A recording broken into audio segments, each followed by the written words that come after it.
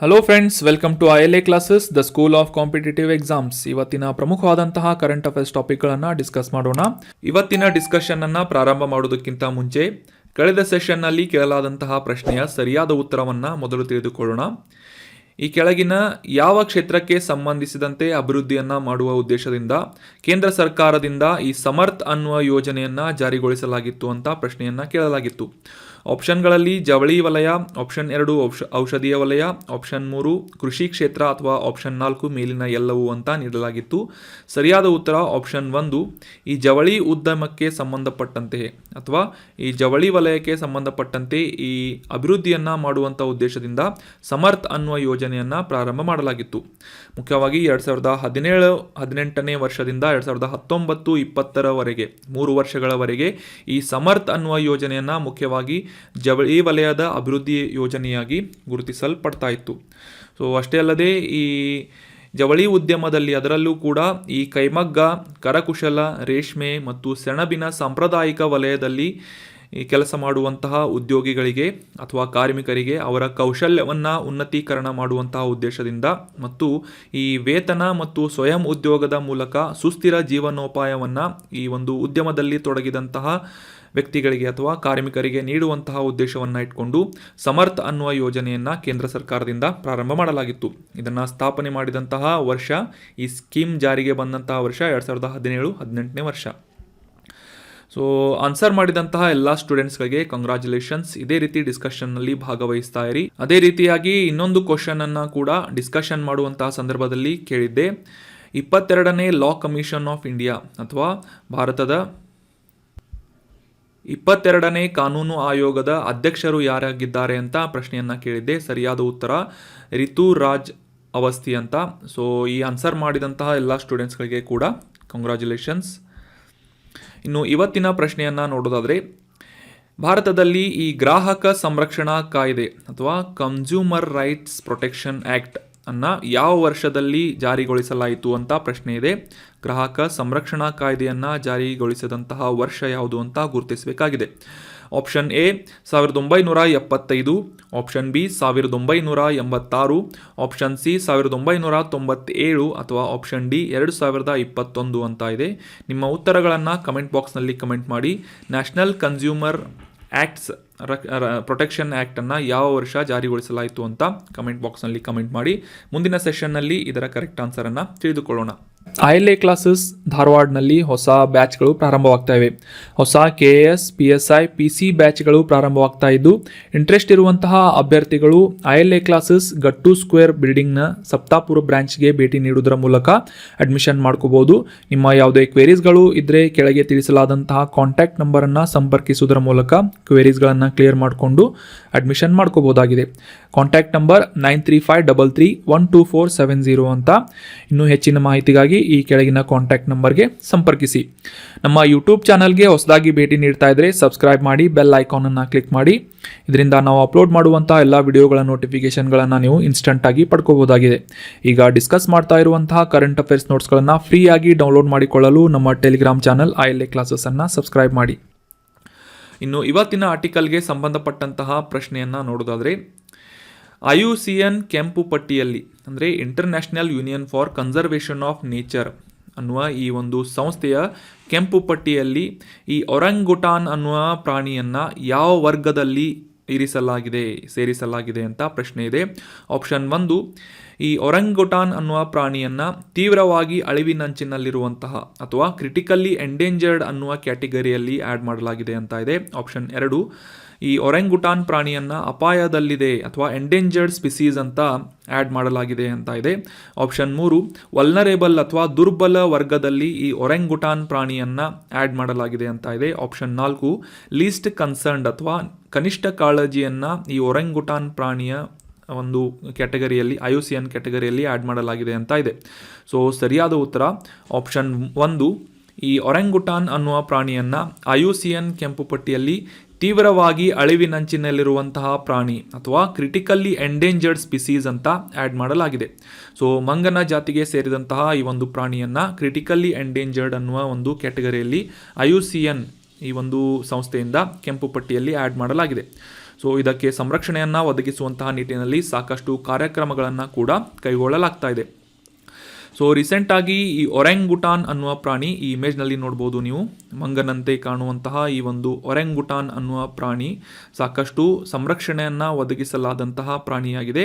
So ಆದರೆ ಕಾಂಟೆಕ್ಸ್ಟನ್ನು ಅರ್ಥ ಮಾಡ್ಕೊಳ್ಳೋದಾದರೆ, ಈ ಒರೆಂಗುಟಾನ್ ಅನ್ನುವ ಪ್ರಾಣಿಯನ್ನು ಕಳ್ಳ ಸಾಗಾಣಿಕೆ ಮಾಡುವಂತಹ ಗುಂಪಿಗೆ ಸಹಾಯ ಮಾಡಿ ಆ ಒಂದು ಗುಂಪು ಎಸ್ಕೇಪ್ ಆಗುವಂತಹ ನಿಟ್ಟಿನಲ್ಲಿ ಸಹಾಯ ಮಾಡಿದಂತಹ ಸಬ್ ಇನ್ಸ್ಪೆಕ್ಟರ್ ಸೇರಿದಂತೆ 4 ಪೊಲೀಸ್ ಸಿಬ್ಬಂದಿಯನ್ನು ಅಮಾನತುಗೊಳಿಸಲಾಗಿದೆ ಅಂತ ನ್ಯೂಸ್ನಲ್ಲಿ ಬಂದಿತ್ತು. ಸೊ ಹೀಗಾಗಿ ಈ ಒಂದು ಸಾಕಷ್ಟು ಸಂರಕ್ಷಣೆಯನ್ನು ಒದಗಿಸಲಾದಂತಹ ಈ ಒರೆಂಗುಟಾನ್ ಪ್ರಾಣಿಯ ಬಗ್ಗೆ ಈ ಒಂದು ಆರ್ಟಿಕಲ್ನಲ್ಲಿ ಡೀಟೇಲ್ ಆಗಿ ಡಿಸ್ಕಸ್ ಮಾಡೋಣ. ಮುಖ್ಯವಾಗಿ ಈ ಉಷ್ಣವಲಯದ ಮಳೆ ಕಾಡುಗಳ ಮರಗಳ ಮೇಲೆ ಕಾಣಬಹುದಾದಂತಹ ಪ್ರಾಣಿ ಈ ಒರೆಂಗುಟಾನ್ ಅನ್ನುವ ಪ್ರಾಣಿ ಆಗಿದೆ. ಇತ್ತೀಚಿನ ವರ್ಷಗಳಲ್ಲಿ ರಿಲೀಸ್ ಆದಂತಹ ಮೂವಿ ದ ಜಂಗಲ್ ಬುಕ್ ಅನ್ನುವ ಚಿತ್ರದಲ್ಲೂ ಕೂಡ ಈ ಮಂಗಗಳ ರಾಜನಾಗಿ ಈ ಒರೆಂಗುಟಾನ್ ಅನ್ನುವ ಪ್ರಾಣಿಯನ್ನು ಕಿಂಗ್ ಲೂಯಿ ಅನ್ನುವ ಹೆಸರಿನಿಂದ ಈ ಚಿತ್ರದಲ್ಲಿ ತೋರಿಸಲಾಗಿತ್ತು. ಸೊ ಅದೇ ಒಂದು ಪ್ರಾಣಿಯ ಬಗ್ಗೆ ಈ ಒಂದು ಆರ್ಟಿಕಲ್ನಲ್ಲಿ ನಾವು ಡಿಸ್ಕಸ್ ಮಾಡ್ತಾ ಇದ್ದೇವೆ. ಅಂತಾರಾಷ್ಟ್ರೀಯ ಮಟ್ಟದಲ್ಲಿ ಈ ಒಂದು ಪ್ರಾಣಿಗಳ ಸಂರಕ್ಷಣೆಗೆ ಕೆಲಸ ಮಾಡ್ತಾ ಇರುವಂತಹ world wide fund for nature ಅನ್ನುವ ಒಂದು NGO ಅಥವಾ ಒಂದು ಸಂಸ್ಥೆಯಿಂದ ಈ ಒರೆಂಗುಟಾನ್ಗಳಲ್ಲಿ 3 ಪ್ರಮುಖ ಜಾತಿಗಳನ್ನು ಕ್ಯಾಟಗರೈಸ್ ಮಾಡಲಾಗಿದ್ದು, ಅದರಲ್ಲಿ ಬೊರ್ನಿಯನ್ ಒರೆಂಗುಟಾನ್, ಸುಮಾತ್ರನ್ ಒರೆಂಗುಟಾನ್ ಮತ್ತು ತಪನುಲಿ ಅನ್ನುವ ಒರೆಂಗುಟಾನ್ ಅನ್ನುವ 3 ಜಾತಿಗಳನ್ನು ಈ ಒಂದು ಒರೆಂಗುಟಾನ್ ಪ್ರಾಣಿಗಳಲ್ಲಿ ಆ್ಯಡ್ ಮಾಡಲಾಗಿದೆ. ಮುಖ್ಯವಾಗಿ ಈ ಪ್ರಾಣಿಗಳು ಲಿಚಿ ಮತ್ತು ಅಂಜೂರದಂತಹ ಕಾಡುಗಳಲ್ಲಿ ಬೆಳೆಯುವಂತಹ ಹಣ್ಣುಗಳನ್ನು ತಿಂದು ಬದುಕುವಂತಹ ಮತ್ತು ಈ ಮರದ ರಂಧ್ರಗಳಿಂದ ಸುರಿಯುವಂತಹ ನೀರನ್ನು ಕುಡಿದು ಬದುಕುವಂತಹ ಪ್ರಾಣಿಗಳಾಗಿ ಗುರುತಿಸಲಾಗುತ್ತೆ. ಸಾಮಾನ್ಯವಾಗಿ 50 ವರ್ಷಗಳವರೆಗೆ ಬದುಕಬಲ್ಲಂತಹ ಈ ಒರೆಂಗುಟಾನ್ ಪ್ರಾಣಿಗಳು 5 ಅಥವಾ 10 ವರ್ಷಗಳಿಗೊಮ್ಮೆ ಹೆಣ್ಣು ಒರೆಂಗುಟಾನ್ ಏನಿರುತ್ತೆ ಮರಿಗೆ ಜನ್ಮವನ್ನು ನೀಡುತ್ತೆ. ಸೊ ಹೀಗಾಗಿ ಈ ಒಂದು ಕಡಿಮೆ ಸಂತಾನೋತ್ಪತ್ತಿ ದರವನ್ನು ಹೊಂದಿದಂತಹ ಈ ಒರೆಂಗುಟಾನ್ಗಳು ಸದ್ಯಕ್ಕೆ ಈ IUCN ರೆಡ್ ಲಿಸ್ಟ್ನಲ್ಲಿ ತೀವ್ರವಾಗಿ ಅಪಾಯದಲ್ಲಿರುವಂತಹ ಒಂದು ಪ್ರಭೇದವಾಗಿದೆ ಅಥವಾ ಪ್ರಾಣಿಯಾಗಿದೆ ಅಂತ ಇದನ್ನು ಈ ಒಂದು IUCN NGOದಿಂದ ಗುರುತಿಸಲಾಗಿದೆ. ಸೊ ಹೀಗಾಗಿ ಈ ಒರೆಂಗುಟಾನ್ ಅನ್ನುವ ಪ್ರಾಣಿಗೆ ಸಾಕಷ್ಟು ಸಂರಕ್ಷಣೆಯನ್ನು ಒದಗಿಸಿದ್ದರೂ ಕೂಡ ಇದರ ಕಳ್ಳ ಸಾಗಾಣಿಕೆ ಹೆಚ್ಚಾಗ್ತಾ ಇರುವಂತಹ ಸಂದರ್ಭದಲ್ಲಿ ಈ ಕಳ್ಳ ಸಾಗಾಣಿಕೆ ಮಾಡುವಂತಹ ಒಂದು ಗುಂಪನ್ನು ಎಸ್ಕೇಪ್ ಮಾಡುವುದಕ್ಕೆ ಅವಕಾಶ ಮಾಡಿಕೊಟ್ಟಂತಹ ಈ ಪೊಲೀಸ್ ಸಿಬ್ಬಂದಿಯನ್ನು ಸದ್ಯಕ್ಕೆ ರೀಸೆಂಟಾಗಿ ಈ ಚೆನ್ನೈನಲ್ಲಿನ ರೆಡ್ ಹಿಲ್ನಲ್ಲಿರುವಂತಹ ಪೊಲೀಸ್ ಸಬ್ ಇನ್ಸ್ಪೆಕ್ಟರ್ ಮತ್ತು ಇತರ ಸಿಬ್ಬಂದಿಗಳನ್ನು ಸಸ್ಪೆಂಡ್ ಮಾಡಲಾಗಿದೆ ಅಂತ ನ್ಯೂಸ್ನಲ್ಲಿ ಬಂದಿತ್ತು. ಸೊ ಹೀಗಾಗಿ ಈ ಒರೆಂಗುಟಾನ್ ಪ್ರಾಣಿಯ ಬಗ್ಗೆ ಕೂಡ ನಾವು ಡಿಸ್ಕಸ್ ಮಾಡಿದ್ವಿ. ಇನ್ನು ಮುಂದಿನ ಆರ್ಟಿಕಲ್ಗೆ ಸಂಬಂಧಪಟ್ಟಂತಹ ಪ್ರಶ್ನೆಯನ್ನು ನೋಡೋದಾದರೆ, ಇದು ಮ್ಯಾಪಿಂಗ್ಗೆ ಸಂಬಂಧಪಟ್ಟಂತಹ ಪ್ರಶ್ನೆಯಾಗಿದ್ದು, ಈ ಗಲ್ಫ್ ಆಫ್ ಪರ್ಷಿಯಾ ಮತ್ತು ಗಲ್ಫ್ ಆಫ್ ಒಮನ್ ಈ 2 ಗಲ್ಫ್ಗಳನ್ನು ಜಾಯಿನ್ ಮಾಡುವಂತಹ ಸಂಪರ್ಕ ಮಾಡುವಂತಹ ಜಲಸಂಧಿ ಯಾವುದು ಅಂತ ಪ್ರಶ್ನೆ ಇದೆ. ಈ ಸ್ಟ್ರೇಟ್ ಅಥವಾ ಜಲಸಂಧಿ ಯಾವುದು ಅಂತ ಗುರುತಿಸಬೇಕಾಗಿದೆ. Option 1 Bab el Mandeb, option 2 Hormuz ಜಲಸಂಧಿ, ಆಪ್ಷನ್ 3 ಜಿಬ್ರಾಲ್ಟರ್ ಜಲಸಂಧಿ, ಆಪ್ಷನ್ 4 ಡೋವರ್ ಅನ್ನುವ ಜಲಸಂಧಿ. ಈ 4 ಜಲಸಂಧಿಗಳಲ್ಲಿ ಗಲ್ಫ್ ಆಫ್ ಪರ್ಷಿಯಾದೊಂದಿಗೆ ಮತ್ತು ಗಲ್ಫ್ ಆಫ್ ಒಮನ್ನೊಂದಿಗೆ ಕನೆಕ್ಟ್ ಮಾಡುವಂತಹ ಸ್ಟ್ರೇಟ್ ಅಥವಾ ಜಲಸಂಧಿ ಯಾವುದು ಅಂತಂದರೆ ಆಪ್ಷನ್ 2 ಈ ಹಾರ್ಮುಜ್ ಅನ್ನುವ ಜಲಸಂಧಿ ಅಥವಾ ಸ್ಟ್ರೇಟ್ ಆಫ್ ಹಾರ್ಮುಜ್ ಏನಿದೆ ಇದು ಗಲ್ಫ್ ಆಫ್ ಪರ್ಷಿಯಾ ಮತ್ತು ಗಲ್ಫ್ ಆಫ್ ಒಮನ್ಗಳನ್ನು ಕನೆಕ್ಟ್ ಮಾಡುವಂತಹ ಜಲಸಂಧಿ ಆಗಿದೆ. ಸೊ ಮ್ಯಾಪನ್ನು ನೋಡಿಲ್ಲದೆ ಇದ್ದರೆ ಈ ಗಲ್ಫ್ ಆಫ್ ಪರ್ಷಿಯಾ ಮತ್ತು ಗಲ್ಫ್ ಆಫ್ ಒಮನ್ಗಳನ್ನು ಯಾವ ರೀತಿಯಾಗಿ ಹಾರ್ಮುಜ್ ಜಲಸಂಧಿ ಕನೆಕ್ಟ್ ಮಾಡುತ್ತೆ ಅಂತ ಈ ಒಂದು ಆರ್ಟಿಕಲ್ನಲ್ಲಿ ನಾವು ಅಂಡರ್ಸ್ಟ್ಯಾಂಡ್ ಮಾಡ್ಕೊಳ್ಳೋಣ. ಇನ್ನು ಉಳಿದಂಥ ಆಪ್ಷನ್ಗಳಾದಂತಹ ಈ ಬಾಬ್ ಅಲ್ ಮಂಡಬ್ ಇದು ಯಾವ 2 ನೀರಿನ ಮೂಲಗಳನ್ನು ಕನೆಕ್ಟ್ ಮಾಡುತ್ತದೆ ಅಂತಂತಂದರೆ ಈ ಆಫ್ರಿಕಾ ಮತ್ತು ಏಷ್ಯಾದ ನಡುವೆ ಬರುವಂತಹ ಕೆಂಪು ಸಮುದ್ರ ಮತ್ತು ಗಲ್ಫ್ ಆಫ್ ಅಡೆನ್ ಅನ್ನುವ 2 ಜಲಮೂಲಗಳನ್ನು ಕನೆಕ್ಟ್ ಮಾಡುವಂತಹ ಜಲಸಂಧಿ ಈ ಬಾಬ್ ಅಲ್ ಮಂಡಬ್ ಆಗಿದೆ. ಉಳಿದಂತೆ ಈ ಜಿಬ್ರಾಲ್ಟರ್ ಅನ್ನುವ ಜಲಸಂಧಿ ಈ ಯುರೋಪಿನ ದಕ್ಷಿಣ ಭಾಗದಲ್ಲಿರುವಂತಹ ಸ್ಪೇನ್ ದೇಶ ಮತ್ತು ಈ ಆಫ್ರಿಕಾದ ಉತ್ತರ ಭಾಗದಲ್ಲಿರುವಂತಹ ಮೊರಕ್ಕೋ ದೇಶಗಳನ್ನು ಸಪ್ರೇಟ್ ಮಾಡುವಂತಹ ಜಲಸಂಧಿ ಜಿಬ್ರಾಲ್ಟರ್ ಜಲಸಂಧಿಯಾಗಿದೆ. ಇನ್ನು 4ನೇ ಆಪ್ಷನ್ನಲ್ಲಿರುವಂತಹ ಡೋವರ್ ಜಲಸಂಧಿ ಮುಖ್ಯವಾಗಿ ಇಂಗ್ಲೆಂಡ್ ಮತ್ತು ಈ ಫ್ರಾನ್ಸ್ ದೇಶಗಳನ್ನು ಸಪ್ರೇಟ್ ಮಾಡುವಂತಹ ಪ್ರಮುಖವಾದಂತಹ ಜಲಸಂಧಿಯಾಗಿ ಡೋವರ್ ಜಲಸಂಧಿ ಗುರುತಿಸಿಕೊಳ್ಳುತ್ತೆ. ಸೊ ಗಲ್ಫ್ ಆಫ್ ಪರ್ಷಿಯಾ ಮತ್ತು ಗಲ್ಫ್ ಆಫ್ ಒಮನ್ನನ್ನು ಕನೆಕ್ಟ್ ಮಾಡುವಂತಹ ಜಲಸಂಧಿ ಹಾರ್ಮುಜ್ ಜಲಸಂಧಿ ಅಥವಾ ಸ್ಟ್ರೇಟ್ ಆಫ್ ಹಾರ್ಮುಜ್ ಆಗಿದೆ. ಸೊ ಈ ಕಾಂಟೆಕ್ಸ್ಟನ್ನು ಮೊದಲಿಗೆ ಅರ್ಥ ಮಾಡ್ಕೊಳ್ಳೋದಾದರೆ, ಇತ್ತೀಚೆಗೆ ಯುನೈಟೆಡ್ ಅರಬ್ ಎಮಿರೇಟ್ಸ್ನಿಂದ ಈ ಡೆಸರ್ಟ್ ಫ್ಲ್ಯಾಗ್ 7ನೇ ಒಂದು ಆವೃತ್ತಿಯನ್ನು, ಈ ಯುದ್ಧ ವ್ಯಾಯಾಮವನ್ನು ಆಯೋಜನೆ ಮಾಡಲಾಗ್ತಾ ಇದೆ ಅಂತ ನ್ಯೂಸ್ನಲ್ಲಿ ಬಂದಿತ್ತು. ಈ ಒಂದು ಸಂದರ್ಭದಲ್ಲಿ ಭಾರತದ ವಾಯುಪಡೆ ಕೂಡ ಈ ಡೆಸರ್ಟ್ ಫ್ಲ್ಯಾಗ್ ಅನ್ನುವ ಯುದ್ಧ ವ್ಯಾಯಾಮದಲ್ಲಿ ಭಾಗವಹಿಸಲಿದೆ ಅಂತ ನ್ಯೂಸ್ನಿಂದ, ಕಾಂಟೆಕ್ಸ್ಟ್ನಿಂದ ನಾವು ಅರ್ಥ ಮಾಡ್ಕೋಬೋದಾಗಿದೆ. ಸೊ ಹೀಗಾಗಿ ಈ ಡೆಸರ್ಟ್ ಫ್ಲ್ಯಾಗ್ ಅನ್ನುವ ಈ ಒಂದು 7ನೇ ಆವೃತ್ತಿಯ ಯುದ್ಧ ವ್ಯಾಯಾಮದ ಬಗ್ಗೆ ತಿಳ್ಕೊಳ್ಳೋದಾದರೆ, ವಾರ್ಷಿಕವಾಗಿ ನಡೆಯುವಂತಹ ಬಹುರಾಷ್ಟ್ರೀಯವಾದಂತಹ, ಅಂದರೆ ಸಾಕಷ್ಟು ಬೇರೆ ಬೇರೆ ರಾಷ್ಟ್ರಗಳು ಈ ಒಂದು ಡೆಸರ್ಟ್ ಫ್ಲ್ಯಾಗ್ ಅನ್ನುವ ಯುದ್ಧ ವ್ಯಾಯಾಮದಲ್ಲಿ ಭಾಗವಹಿಸುವುದರಿಂದ ಇದನ್ನು ಬಹುರಾಷ್ಟ್ರೀಯ ಯುದ್ಧ ವ್ಯಾಯಾಮ ಅಂತ ಗುರುತಿಸಲಾಗುತ್ತದೆ. ಸದ್ಯಕ್ಕೆ 2023ರ ಈ 7ನೇ ಆವೃತ್ತಿಯ ಡೆಸರ್ಟ್ ಫ್ಲ್ಯಾಗನ್ನು ಯುನೈಟೆಡ್ ಅರಬ್ ಎಮಿರೇಟ್ನ ಏರ್ಫೋರ್ಸ್ನಿಂದ ಹೋಸ್ಟ್ ಮಾಡಲಾಗ್ತಾ ಇದೆ. ಸೊ ಇದೇ ಒಂದು ಸಂದರ್ಭದಲ್ಲಿ ಭಾರತದ ವಾಯುಪಡೆಯ ಮುಖ್ಯವಾದಂತಹ ಈ ಲೈಟ್ ಕಾಂಬ್ಯಾಟ್ ಏರ್ಕ್ರಾಫ್ಟ್ ಅಥವಾ ಈ ಲಘು ಯುದ್ಧ ವಿಮಾನಗಳಾದಂತಹ ತೇಜಸ್ ಮತ್ತು C-17 ಗ್ಲೋಬ್ ಮಾಸ್ಟರ್ 3 ಅನ್ನುವ ವಿಮಾನಗಳೊಂದಿಗೆ ಭಾರತದ ವಾಯುಪಡೆ ಈ ಒಂದು ಡೆಸರ್ಟ್ ಫ್ಲ್ಯಾಗ್ ಅನ್ನುವ ಯುದ್ಧ ವ್ಯಾಯಾಮದಲ್ಲಿ ಭಾಗವಹಿಸ್ತಾ ಇದೆ.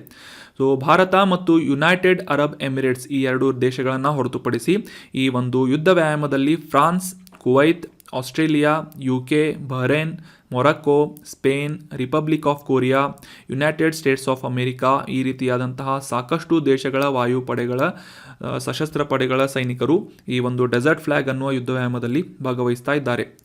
ಯುನೈಟೆಡ್ ಅರಬ್ ಎಮಿರೇಟ್ಸ್ ಅಥವಾ UAEಯಲ್ಲಿ ಫೆಬ್ರವರಿ 27ರಿಂದ ಮಾರ್ಚ್ 17ರವರೆಗೆ ಈ ಯುದ್ಧ ವ್ಯಾಯಾಮವನ್ನು ಕಂಡಕ್ಟ್ ಮಾಡಲಾಗುವುದು ಅಂತ ನಿರ್ಧಾರ ಮಾಡಲಾಗಿದೆ.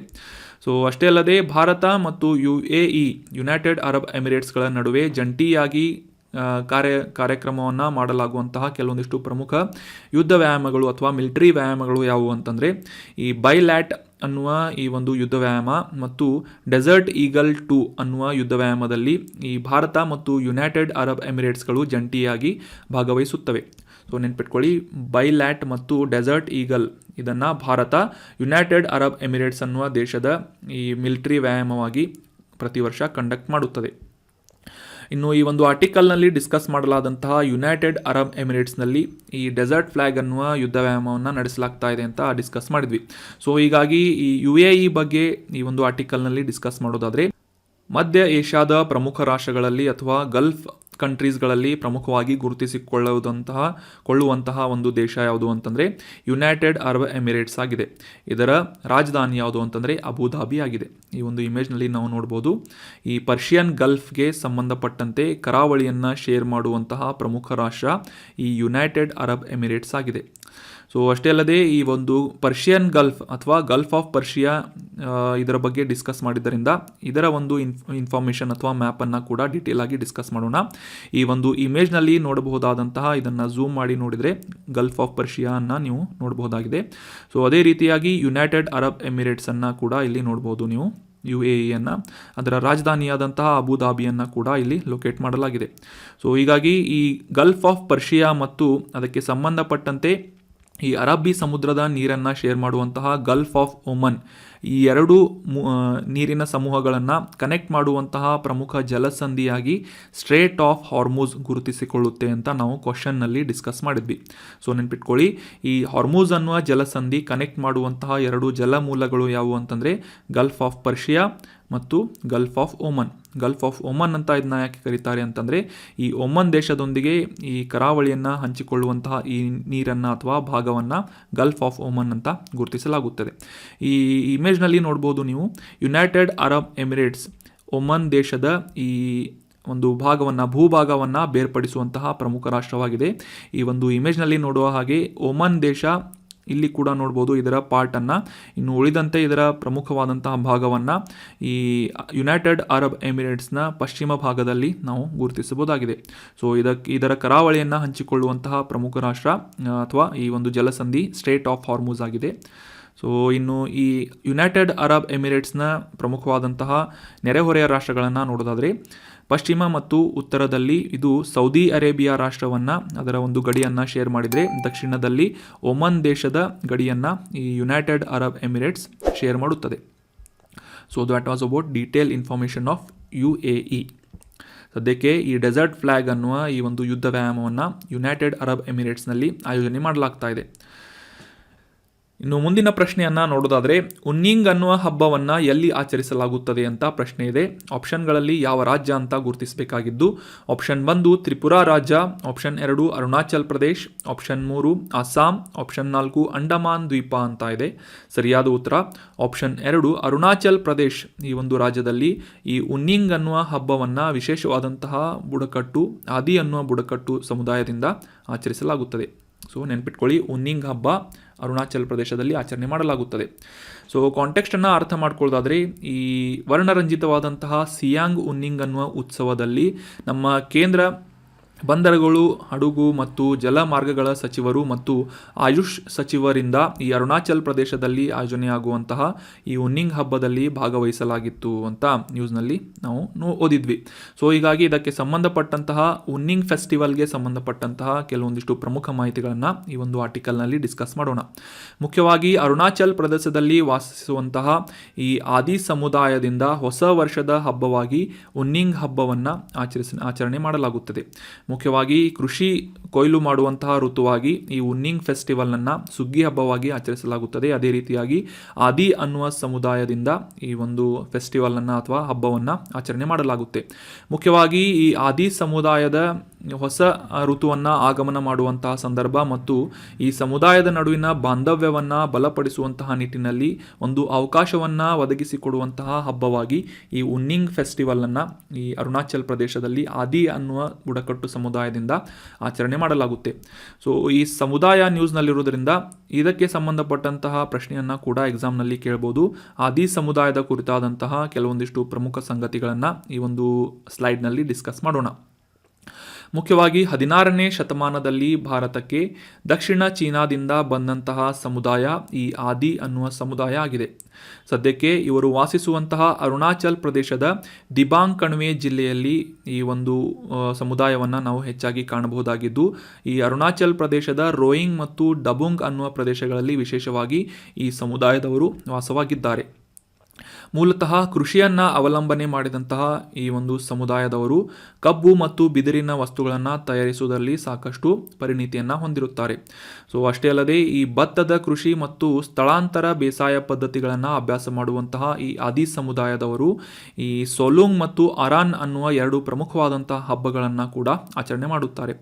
ಪ್ರಾಣಿ ಬಲಿ ಮತ್ತು ಆಚರಣೆಗಳನ್ನು ನಡೆಸುವಂತಹ ಕೊಯ್ಲಿನ ಹಬ್ಬವಾಗಿ ಈ ಸೋಲುಂಗ್ ಅನ್ನುವ ಹಬ್ಬವನ್ನು ಆಚರಿಸಿದರೆ, ಈ ಅರಾನ್ ಅನ್ನುವ ಹಬ್ಬದ ಸಂದರ್ಭದಲ್ಲಿ ಕುಟುಂಬದ ಎಲ್ಲ ಪುರುಷ ಸದಸ್ಯರು ಕೂಡ ಬೇಟೆಯಾಡಲು ಹೋಗುವಂತಹ ಬೇಟೆಯ ಹಬ್ಬವಾಗಿ ಈ ಅರಾನ್ ಅನ್ನುವ ಹಬ್ಬವನ್ನು ಆಚರಣೆ ಮಾಡಲಾಗುತ್ತದೆ. ಅದೇ ರೀತಿಯಾಗಿ ಹೊಸ ವರ್ಷದ ಆಚರಣೆಯ ಸಂದರ್ಭದಲ್ಲಿ ಉನ್ನಿಂಗ್ ಫೆಸ್ಟಿವಲನ್ನು ಆಚರಣೆ ಮಾಡುವಂತಹ ಈ ಪ್ರಮುಖ ಸಮುದಾಯ ಆದಿ ಅನ್ನುವ ಸಮುದಾಯ ಆಗಿದೆ. ಸೊ ನೆನ್ಪಿಟ್ಕೊಳ್ಳಿ, 16ನೇ ಶತಮಾನದಲ್ಲಿ ದಕ್ಷಿಣ ಚೀನಾದಿಂದ ವಲಸೆ ಬಂದಂತಹ ಸಮುದಾಯ ಆದಿ ಸಮುದಾಯವಾಗಿವೆ. ಇದು ಎಲ್ಲಿ ವಾಸಿಸುತ್ತಾರೆ, ಈ ಜನ ಎಲ್ಲಿ ವಾಸಿಸುತ್ತಾರೆ ಅಂತ ಪ್ರಶ್ನೆ ಕಂಪಲ್ಸರಿಯಾಗಿ ಈ ರೀತಿಯಾದಂಥ ಪ್ರಶ್ನೆಯನ್ನು ಎಕ್ಸಾಮ್ಗಳಲ್ಲಿ ಕೇಳ್ತಾ ಇರ್ತಾರೆ. ನೆನ್ಪಿಟ್ಕೊಳ್ಳಿ, ಆದಿ ಸಮುದಾಯ ಅಥವಾ ಬುಡಕಟ್ಟು ಜನಾಂಗದವರನ್ನು ನಾವು ಅರುಣಾಚಲ್ ಪ್ರದೇಶದಲ್ಲಿ ನೋಡಬಹುದಾಗಿದೆ. ಮುಂದಿನ ಆರ್ಟಿಕಲ್ಗೆ ಸಂಬಂಧಪಟ್ಟಂತಹ ಪ್ರಶ್ನೆಯನ್ನು ನೋಡೋದಾದರೆ, 1944ರಲ್ಲಿ ಈ ಬ್ರೆಟನ್ ವುಡ್ ಅನ್ನುವ ಸಮ್ಮೇಳನದ ಆಯೋಜನೆಯ ಸಂದರ್ಭದಲ್ಲಿ ಸ್ಥಾಪನೆಯಾದಂತಹ ಒಂದು ಸಂಸ್ಥೆ, ಪ್ರಮುಖವಾದಂತಹ ಸಂಸ್ಥೆ ಯಾವುದು ಅಂತ ಗುರುತಿಸಬೇಕಾಗಿದೆ. ಸೊ ಆಪ್ಷನ್ 1 ವಿಶ್ವ bank, world bank, option 2 world economic forum, option 3 united nation organisation UNO ಅಥವಾ ವಿಶ್ವಸಂಸ್ಥೆ, ಆಪ್ಷನ್ 4 ಇಂಟರ್ನ್ಯಾಷನಲ್ ಮಾನಿಟರಿ ಫಂಡ್ ಅಂತ ಇದೆ. ಸೊ ಸರಿಯಾದ ಉತ್ತರ ಆಪ್ಷನ್ 4 IMF ಅಥವಾ ಇಂಟರ್ನ್ಯಾಷನಲ್ ಮಾನಿಟರಿ ಫಂಡ್ ಅನ್ನೋದು ಕರೆಕ್ಟ್ ಆನ್ಸರ್ ಆಗಿದೆ. 1944ರ ಸಂದರ್ಭದಲ್ಲಿ ಈ ಬ್ರೆಟನ್ ವುಡ್ ಅನ್ನುವ ಸಮಾವೇಶವನ್ನು ಅಥವಾ ಸಮ್ಮೇಳನವನ್ನು ಆಯೋಜನೆ ಮಾಡಲಾಗಿತ್ತು. ಅದೇ ಒಂದು ಸಂದರ್ಭದಲ್ಲಿ ಜಂಟಿಯಾಗಿ ಈ ಒಂದು ಯುನೈಟೆಡ್ ನೇಷನ್ನ ಸದಸ್ಯ ರಾಷ್ಟ್ರಗಳಿಂದ ಈ ಒಂದು IMF ಅನ್ನುವ ಸಂಸ್ಥೆಯನ್ನು ಸ್ಥಾಪನೆ ಮಾಡಲಾಗಿತ್ತು. ನೆನ್ಪಿಟ್ಕೊಳ್ಳಿ, ಈ ಬ್ರೆಟನ್ ವುಡ್ ಸಮ್ಮೇಳನ ಯಾವುದಕ್ಕೆ ಸಂಬಂಧಪಟ್ಟಿದೆ ಅಂತಂದರೆ ಇಂಟರ್ನ್ಯಾಷನಲ್ ಮಾನಿಟರಿ ಫಂಡ್ ಅನ್ನುವ ಸಂಸ್ಥೆಯ ಸ್ಥಾಪನೆಗೆ ಈ ಬ್ರೆಟನ್ ವುಡ್ ಸಮ್ಮೇಳನ ಸಂಬಂಧಪಟ್ಟಿದೆ. ಅದೇ ರೀತಿಯಾಗಿ ಇದು ನಡೆದಂತಹ ವರ್ಷ 1944. ಮುಖ್ಯವಾಗಿ ಮೊದಲಿಗೆ ಕಾಂಟೆಕ್ಸ್ಟನ್ನು ಅರ್ಥ ಮಾಡ್ಕೊಳ್ಳೋದಾದರೆ 2022-23ನೇ ವರ್ಷದಲ್ಲಿ ಭಾರತ G20 ಇದರ ಒಂದು ಅಧ್ಯಕ್ಷತೆಯನ್ನು ಹೊಂದಿದೆ. ಸೊ ಹೀಗಾಗಿ ಇದಕ್ಕೆ ಸಂಬಂಧಪಟ್ಟಂತಹ 2 ಪ್ರಮುಖ ಸಂಸ್ಥೆಗಳಾದಂತಹ IMF ಮತ್ತು ಈ ಹಣಕಾಸು ಸ್ಥಿರತೆ ಮಂಡಳಿ ಅಥವಾ ಫೈನಾನ್ಷಿಯಲ್ ಸ್ಟೆಬಿಲಿಟಿ ಬೋರ್ಡ್ಗಳಿಗೆ ಈ ಕ್ರಿಪ್ಟೋ ಆಸ್ತಿಗಳಿಗೆ ಸಂಬಂಧಪಟ್ಟಂತೆ ತಾಂತ್ರಿಕ ಕಾಗದವನ್ನು ಅಥವಾ ಈ ಟೆಕ್ನಿಕಲ್ ಪೇಪರನ್ನು ಸಿದ್ಧಪಡಿಸುವಂತೆ ಒಂದು ವಿಷಯವನ್ನು ಕೇಳಲಾಗಿದೆ ಅಂತ ಈ ಒಂದು ನ್ಯೂಸ್ನಲ್ಲಿ ಬಂದಿತ್ತು. ಸೊ ಹೀಗಾಗಿ ಈ ಫೈನಾನ್ಷಿಯಲ್ ಸ್ಟೆಬಿಲಿಟಿ ಬೋರ್ಡ್ ಮತ್ತು ಇಂಟರ್ನ್ಯಾಷನಲ್ ಮಾನಿಟರಿ ಫಂಡ್ಗಳಿಗೆ ಸಂಬಂಧಪಟ್ಟಂತಹ ಕೆಲವೊಂದಿಷ್ಟು ಪ್ರಮುಖವಾದಂತಹ ಮಾಹಿತಿಗಳನ್ನು ಡಿಸ್ಕಸ್ ಮಾಡೋಣ. ಯಾಕಂತಂದರೆ ಈ ಎರಡೂ ಸಂಸ್ಥೆಗಳಲ್ಲಿ G20 ಸದಸ್ಯ ರಾಷ್ಟ್ರಗಳು ಭಾಗವಹಿಸುತ್ತವೆ. ಸೊ ಹೀಗಾಗಿ ಈ G20 ಸದಸ್ಯತ್ವ ಹೊಂದಿದಂತಹ ರಾಷ್ಟ್ರಗಳಿಗೆ ಅಧ್ಯಕ್ಷತೆಯನ್ನು ವಹಿಸಿದಂತಹ ರಾಷ್ಟ್ರ 2022-23ನೇ ವರ್ಷದಲ್ಲಿ ಭಾರತ ಆಗಿರುವುದರಿಂದ ಇದಕ್ಕೆ ಸಂಬಂಧಪಟ್ಟಂತಹ ಮಾಹಿತಿಗಳು exam point of view important ಆಗುತ್ತವೆ. ಸೊ ಹೀಗಾಗಿ ಮೊದಲಿಗೆ ಈ ಹಣಕಾಸು ಸ್ಥಿರತೆ ಮಂಡಳಿ ಅಥವಾ ಫೈನಾನ್ಷಿಯಲ್ ಸ್ಟೆಬಿಲಿಟಿ ಬೋರ್ಡ್ ಬಗ್ಗೆ ತಿಳ್ಕೊಳ್ಳೋದಾದರೆ, ಅಂತಾರಾಷ್ಟ್ರೀಯ ಮಟ್ಟದಲ್ಲಿ ಜಾಗತಿಕವಾಗಿ ವಿವಿಧ ಸದಸ್ಯ ರಾಷ್ಟ್ರಗಳಿಗೆ ಈ ಒಂದು ಹಣಕಾಸು ವ್ಯವಸ್ಥೆಯ ಬಗ್ಗೆ ಮೇಲ್ವಿಚಾರಣೆಯನ್ನು ಮಾಡುವಂತಹ ನಿಟ್ಟಿನಲ್ಲಿ ಮತ್ತು ಈ ಹಣಕಾಸು ವಿಷಯಗಳಿಗೆ ಸಂಬಂಧಪಟ್ಟಂತೆ ಕೆಲವೊಂದಿಷ್ಟು ಶಿಫಾರಸುಗಳನ್ನು ಮಾಡುವಂತಹ ಒಂದು ಸಂಸ್ಥೆ ಈ ಫೈನಾನ್ಷಿಯಲ್ ಸ್ಟೆಬಿಲಿಟಿ ಬೋರ್ಡ್ ಆಗಿದೆ. ಸೊ ಅಷ್ಟೇ ಅಲ್ಲದೆ 2009 ಏಪ್ರಿಲ್ನಲ್ಲಿ G20 ಶೃಂಗಸಭೆ ಲಂಡನ್ನಲ್ಲಿ ನಡೆದಿತ್ತು. ಆ ಒಂದು ಸಂದರ್ಭದಲ್ಲಿ ಫೈನಾನ್ಷಿಯಲ್ ಸ್ಟೆಬಿಲಿಟಿ ಫೋರಮ್ನ ಸಕ್ಸೆಸರ್ ಆಗಿ ಈ ಫೈನಾನ್ಷಿಯಲ್ ಸ್ಟೆಬಿಲಿಟಿ ಬೋರ್ಡ್ ಅಥವಾ ಹಣಕಾಸು ಸ್ಥಿರತೆ ಮಂಡಳಿಯನ್ನು 2009ರಲ್ಲಿ ಸ್ಥಾಪನೆ ಮಾಡಲಾಯಿತು. ಸೊ ಈ ಪ್ರಶ್ನೆಯನ್ನು ಕೂಡ ಕೇಳ್ಬೋದು, ನೆನ್ಪಿಟ್ಕೊಳ್ಳಿ. ಫೈನಾನ್ಷಿಯಲ್ ಸ್ಟೆಬಿಲಿಟಿ ಬೋರ್ಡನ್ನು ಸ್ಥಾಪನೆ ಮಾಡಿದಂತಹ ವರ್ಷ ಏಪ್ರಿಲ್ 2009 ಆಗಿದೆ.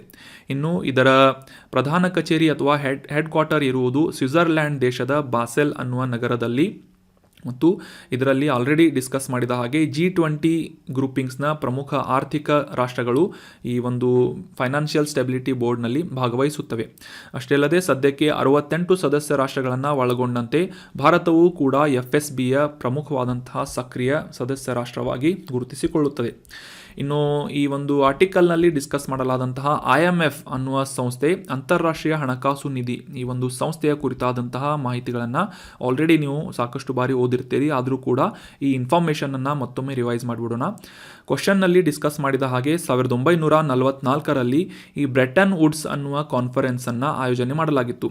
ಇದೇ ಒಂದು ಸಂದರ್ಭದಲ್ಲಿ ಯುನೈಟೆಡ್ ನೇಷನ್ ಅಥವಾ ವಿಶ್ವಸಂಸ್ಥೆಯ ಪ್ರಮುಖವಾದಂತಹ ವಿಶೇಷ ಸಂಸ್ಥೆಯಾಗಿ ಈ ಅಂತಾರಾಷ್ಟ್ರೀಯ ಹಣಕಾಸು ನಿಧಿ ಅನ್ನುವ ಸಂಸ್ಥೆಯನ್ನು ಕೂಡ ಜಾರಿಗೊಳಿಸಲಾಗಿತ್ತು. ಮುಖ್ಯವಾಗಿ ಈ ಒಂದು ಸಂಸ್ಥೆಯನ್ನು ಜಾರಿಗೊಳಿಸುವಂತಹ ಮುಖ್ಯ ಉದ್ದೇಶ ಏನು ಅಂತಂದರೆ, ಅಂತಾರಾಷ್ಟ್ರೀಯ ಮಟ್ಟದಲ್ಲಿ ಹಣಕಾಸು ಮತ್ತು ವಿತ್ತೀಯ ಸಹಕಾರವನ್ನು ಇಂಪ್ರೂವ್ ಮಾಡುವಂತಹ, ಸುರಕ್ಷಿತಗೊಳಿಸುವಂತಹ ನಿಟ್ಟಿನಲ್ಲಿ ಮತ್ತು ಈ ಕರೆನ್ಸಿಯನ್ನು ಎಕ್ಸ್ಚೇಂಜ್ ಮಾಡುವಂತಹ ಒಂದು ವಿಷಯಕ್ಕೆ ಸಂಬಂಧಪಟ್ಟಂತೆ ಆ ಒಂದು ಎಕ್ಸ್ಚೇಂಜ್ ರೇಟ್ಗಳು ಅಥವಾ ಈ ವಿನಿಮಯ ದರಗಳು ಸ್ಥಿರತೆಯನ್ನು ಕಾಪಾಡಿಕೊಳ್ಳುವಂತೆ ನೋಡಿಕೊಳ್ಳುವಂತಹ ಪ್ರಮುಖ ಸಂಸ್ಥೆ ಇಂಟರ್ನ್ಯಾಷನಲ್ ಮಾನಿಟರಿ ಫಂಡ್ ಆಗಿದೆ. ಅಷ್ಟೇ ಅಲ್ಲದೆ ಈ ಅಂತಾರಾಷ್ಟ್ರೀಯ ಮಟ್ಟದಲ್ಲಿ ಲಿಕ್ವಿಡಿಟಿಯನ್ನು ಮೇಂಟೈನ್ ಮಾಡುವಲ್ಲಿ ಕೆಲಸ ಮಾಡುವಂತಹ ಹಾರ್ಡ್ ಕರೆನ್ಸಿಗಳಿಗೆ ಎಂಟ್ರಿಯನ್ನು ಕೊಡುವಂತಹ ಸಂಸ್ಥೆ ಕೂಡ ಇಂಟರ್ನ್ಯಾಷನಲ್ ಮಾನಿಟರಿ ಫಂಡ್ ಆಗಿದೆ. ಇದರ ಪ್ರಧಾನ ಕಚೇರಿ ಇರುವುದು ಯುನೈಟೆಡ್ ಸ್ಟೇಟ್ಸ್ ಆಫ್ ಅಮೆರಿಕಾದ ವಾಷಿಂಗ್ಟನ್ DC ಸದ್ಯಕ್ಕೆ ಇಂಟರ್ನ್ಯಾಷನಲ್ ಮಾನಿಟರಿ ಫಂಡ್ ಈ ಒಂದು ಸಂಸ್ಥೆಯಲ್ಲಿ 190 ಸದಸ್ಯ ರಾಷ್ಟ್ರಗಳನ್ನು ಈ IMF ಒಳಗೊಂಡಿದೆ. ಇತರ ರಾಷ್ಟ್ರಗಳಿಗೆ ಈ ಹಣಕಾಸಿನ ಸಹಾಯವನ್ನು ಮಾಡುವುದಕ್ಕೆ ಈ ಅಂತಾರಾಷ್ಟ್ರೀಯ ಹಣಕಾಸು ನಿಧಿ ಅಥವಾ IMFಗೆ ಎಲ್ಲಿಂದ ಹಣ ಬರುತ್ತದೆ ಅಂತ ತಿಳ್ಕೊಳ್ಳೋದಾದರೆ, ಈ IMFಗೆ ಸಬ್ಸ್ಕ್ರೈಬ್ ಮಾಡಲು ಅಥವಾ ಇದರ ಚಂದಾದಾರಿಕೆಯನ್ನು ಸದಸ್ಯತ್ವವನ್ನು ಪಡೆದುಕೊಳ್ಳುವಂತಹ ಸಂದರ್ಭದಲ್ಲಿ ಆಯಾ ರಾಷ್ಟ್ರಗಳು ಇಂತಿಷ್ಟು ಹಣವನ್ನು ಪಾವತಿಸುವಂತಹ ಸಬ್ಸ್ಕ್ರಿಪ್ಷನ್ ಪೇಮೆಂಟನ್ನು ಮಾಡುವಂಥ ಅವಶ್ಯಕತೆ ಇರುತ್ತೆ. ಸೊ ಇದೇ ಒಂದು ಬಂಡವಾಳ ಚಂದಾದಾರಿಕೆಯನ್ನು ಮಾಡುವಂತಹ ಸಂದರ್ಭದಲ್ಲಿ ಪೇಮೆಂಟ್ ಮಾಡಲಾದಂತಹ ರಾಷ್ಟ್ರಗಳಿಂದ ಕಲೆಕ್ಟ್ ಮಾಡಲಾದಂತಹ ಸಂಗ್ರಹಿಸಲಾದಂತಹ ಹಣವನ್ನು ಇತರ ರಾಷ್ಟ್ರಗಳಿಗೆ ಸಹಾಯ ಮಾಡುವಂತಹ ನಿಟ್ಟಿನಲ್ಲಿ ಈ ಒಂದು IMF ಕೆಲಸವನ್ನು ಮಾಡುತ್ತದೆ.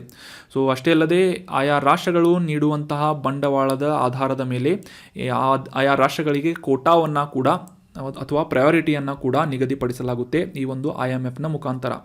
ಸೊ ಯಾವ ರೀತಿಯಾಗಿ ಇದು ಕೆಲಸ ಮಾಡುತ್ತೆ ಅಂತ ತಿಳ್ಕೊಳ್ಳೋದಾದರೆ, ಮುಖ್ಯವಾಗಿ ಅಂತಾರಾಷ್ಟ್ರೀಯ ಮಟ್ಟದಲ್ಲಿ ಇದರ ಸದಸ್ಯ ರಾಷ್ಟ್ರಗಳಿಗೆ ಬ್ಯಾಲೆನ್ಸ್ ಆಫ್ ಪೇಮೆಂಟ್ ಅಥವಾ ಪಾವತಿ ಸಮತೋಲನ ಸಮಸ್ಯೆಗಳಿಗೆ ಸಂಬಂಧಪಟ್ಟಂತೆ ಅವು ರಿಯಲ್ ಆಗಿರ್ಬೋದು ಅಥವಾ ಮುಂದೆ ಬರುವಂತಹ ಕೆಲವೊಂದಿಷ್ಟು ಸಮಸ್ಯೆಗಳನ್ನು ಬಗೆಹರಿಸುವಂತಹ ನಿಟ್ಟಿನಲ್ಲಿ ಹಣಕಾಸಿನ ಸಹಕಾರವನ್ನು ನೀಡುವಂತಹ ಪ್ರಮುಖವಾದ ಸಂಸ್ಥೆ ಈ ಇಂಟರ್ನ್ಯಾಷನಲ್ ಮಾನಿಟರಿ ಫಂಡ್ ಆಗಿದೆ. ತುರ್ತು ಸಾಲಗಳನ್ನು ಈ ರಾಷ್ಟ್ರಗಳಿಗೆ, ಸದಸ್ಯ ರಾಷ್ಟ್ರಗಳಿಗೆ ನೀಡುವಂತಹ ನಿಟ್ಟಿನಲ್ಲಿ, ಸಾಲಗಳನ್ನು ನೀಡುವಂತಹ ನಿಟ್ಟಿನಲ್ಲಿ ಈ IMF ಕೆಲಸ ಮಾಡುತ್ತದೆ.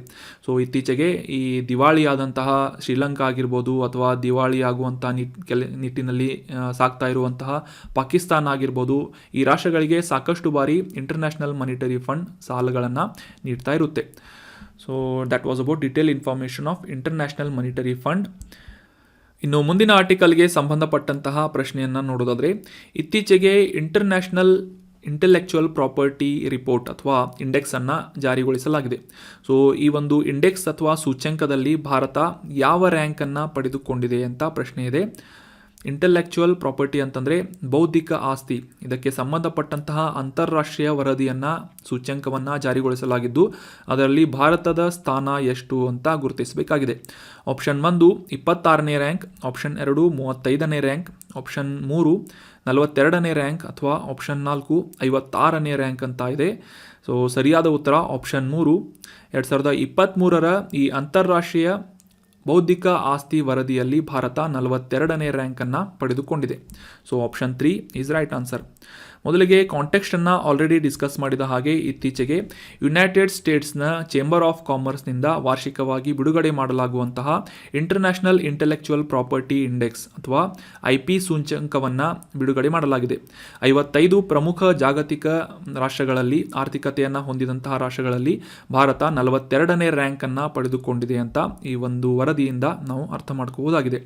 ಸದ್ಯಕ್ಕೆ 50 ಪ್ರಮುಖವಾದಂತಹ ಇಂಡಿಕೇಟರ್ಸ್ಗಳನ್ನು, ಒಂದು ಸೂಚಕಗಳನ್ನು ಆಧಾರವಾಗಿಟ್ಕೊಂಡು 55 ಜಾಗತಿಕ ಆರ್ಥಿಕ ದೇಶಗಳನ್ನು ಸರ್ವೆ ಮಾಡುವುದರ ಮೂಲಕ, ಆ ಒಂದು ಡೇಟಾವನ್ನು ಅನಲೈಸ್ ಮಾಡುವುದರ ಮೂಲಕ ಇಂಟೆಲೆಕ್ಚುವಲ್ ಪ್ರಾಪರ್ಟಿ ಇಂಡೆಕ್ಸನ್ನು 2023ರ ವರ್ಷದಲ್ಲಿ US ಚೇಂಬರ್ ಆಫ್ ಕಾಮರ್ಸ್ ಅನ್ನುವ ಸಂಸ್ಥೆಯಿಂದ ಪಬ್ಲಿಷ್ ಮಾಡಲಾಗಿದೆ.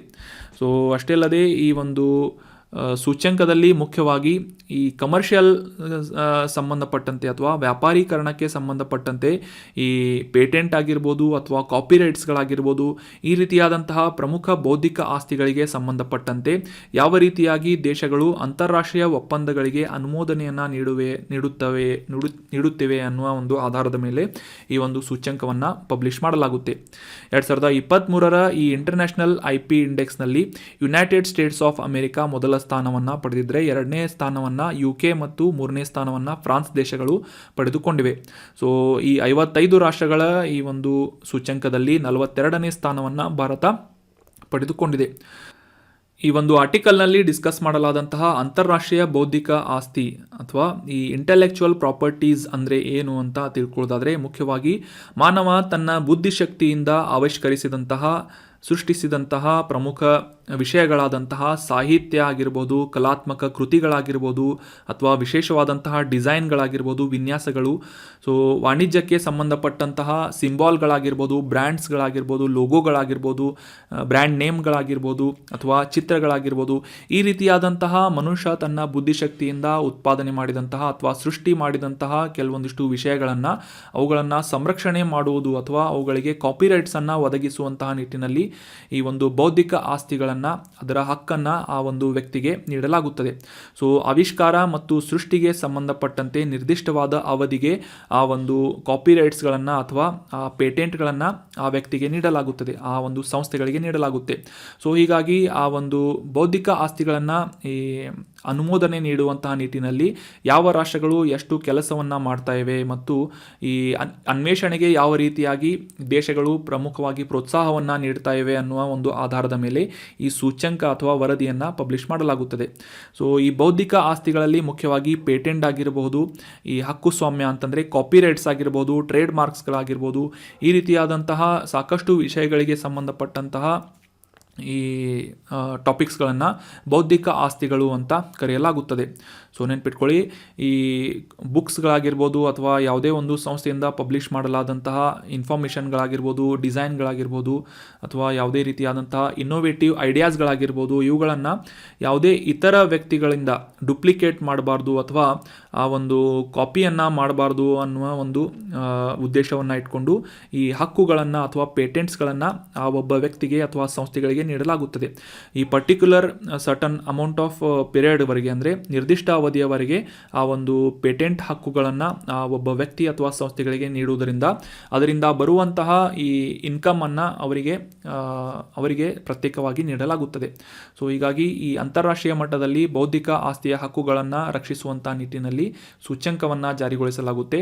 ಅದೇ ಇಂಟರ್ನ್ಯಾಷನಲ್ ಇಂಟೆಲೆಕ್ಚುವಲ್ ಪ್ರಾಪರ್ಟಿ ಇಂಡೆಕ್ಸ್ ಅಂತ. ಇದನ್ನು ಪಬ್ಲಿಷ್ ಮಾಡುವಂತಹ ಸಂಸ್ಥೆ ಯಾವುದು ಅಂತಂದರೆ US ಚೇಂಬರ್ ಆಫ್ ಕಾಮರ್ಸ್ ಆಗಿದೆ. So that was all about today's articles. ಈಗ ಡಿಸ್ಕಸ್ ಮಾಡಲಾದಂಥ ಎಲ್ಲ ಆರ್ಟಿಕಲ್ಸ್ಗಳನ್ನು ಮತ್ತೊಮ್ಮೆ ರಿವೈಸ್ ಮಾಡಿಬಿಡೋಣ.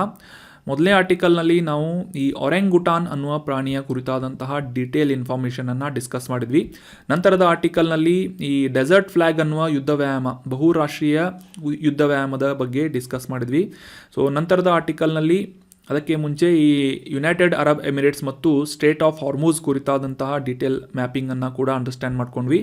ನಂತರ ಉನೀಂಗ್ ಅನ್ನುವ ಫೆಸ್ಟಿವಲನ್ನು ಅರುಣಾಚಲ್ ಪ್ರದೇಶದಲ್ಲಿ ಆದಿ ಅನ್ನುವ ಬುಡಕಟ್ಟು ಸಮುದಾಯದಿಂದ ಆಚರಣೆ ಮಾಡಲಾಗುತ್ತದೆ ಅಂತ ಡಿಸ್ಕಸ್ ಮಾಡಿದ್ವಿ. ಆದಿ ಸಮುದಾಯದ ಕುರಿತಾದಂತಹ ಸಾಕಷ್ಟು ಮಾಹಿತಿಗಳನ್ನು ಕೂಡ ತಿಳ್ಕೊಂಡ್ವಿ. ನಂತರ ಈ ಹಣಕಾಸು ಸ್ಥಿರತೆ ಮಂಡಳಿ, ಫೈನಾನ್ಷಿಯಲ್ ಸ್ಟೆಬಿಲಿಟಿ ಬೋರ್ಡ್ ಮತ್ತು ಇಂಟರ್ನ್ಯಾಷನಲ್ ಮಾನಿಟರಿ ಫಂಡ್ಗೆ ಸಂಬಂಧಪಟ್ಟಂತೆ ಸಾಕಷ್ಟು ಪ್ರಮುಖವಾದಂತಹ ಸ್ಟ್ಯಾಟಿಕ್ ಫ್ಯಾಕ್ಟ್ಸ್ಗಳನ್ನು ಕೂಡ ಅಂಡರ್ಸ್ಟ್ಯಾಂಡ್ ಮಾಡ್ಕೊಂಡ್ವಿ. ನಂತರ ಲಾಸ್ಟ್ ಆರ್ಟಿಕಲ್ನಲ್ಲಿ ಇಂಟೆಲೆಕ್ಚುವಲ್ ಪ್ರಾಪರ್ಟಿ ಇಂಡೆಕ್ಸ್ ಈ ಒಂದು ವರದಿಯನ್ನು ರೀಸೆಂಟಾಗಿ ಪಬ್ಲಿಷ್ ಮಾಡಲಾಗಿದೆ. ಭಾರತ ಈ ಒಂದು ವರದಿಯ ಅಥವಾ ಸೂಚ್ಯಂಕದಲ್ಲಿ 42ನೇ ಸ್ಥಾನವನ್ನು ಪಡೆದುಕೊಂಡಿದೆ ಮತ್ತು ಇಂಟೆಲೆಕ್ಚುವಲ್ ಪ್ರಾಪರ್ಟೀಸ್ ಅಥವಾ ಬೌದ್ಧಿಕ ಆಸ್ತಿ ಅಂದರೆ ಏನು ಅಂತ ಡೀಟೇಲ್ ಆಗಿ ಕಾನ್ಸೆಪ್ಟನ್ನು ಕೂಡ ಅಂಡರ್ಸ್ಟ್ಯಾಂಡ್ ಮಾಡ್ಕೊಂಡ್ವಿ. So that was all about today's articles. ಈಗ ಡಿಸ್ಕಸ್ ಮಾಡಲಾದಂಥ ಎಲ್ಲ ಕಂಟೆಂಟನ್ನು ನಿಮ್ಮ ಎಲ್ಲ ಫ್ರೆಂಡ್ಸ್ಗಳ ಜೊತೆ ಶೇರ್ ಮಾಡಿ, ಎಲ್ಲ ಆಸ್ಪಿರೆಂಟ್ಸ್ಗಳ ಜೊತೆ ಶೇರ್ ಮಾಡಿ. Thank you so much for joining the discussion and have a nice day.